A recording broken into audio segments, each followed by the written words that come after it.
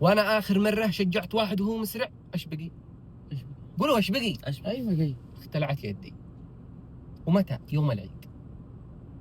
اختلع يدك يوم العيد؟ يوم العيد. ايش السالفه؟ ايش صار؟ انا اقول لكم، كان الساعه 12 بالليل، جالس باب البيت الا واحد من الخبره، جاء قال صالح تعال ابي ادي عليه المفتاح نصير نشتري خبز. قمت طلعت معاه وهو ما يعرف يسوق.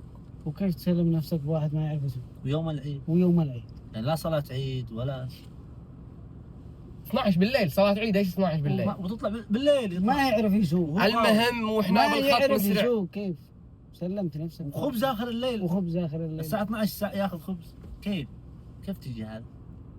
يعني خرجت من الموضوع الان، احنا بموضوع ان انا عورت يدي. بس انا ايش اعرف ليش الساعة 12 يبدي خبز وهو ما يعرف يسوق وتجي معه؟ ما يعرف يسوق. خلاص اوكي. ايش فيك؟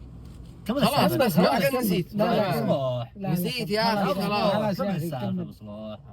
يا ابو صلاح. كمل خلاص، اطلب لك يا ابو وجبة. صلاح. وانا مسرع.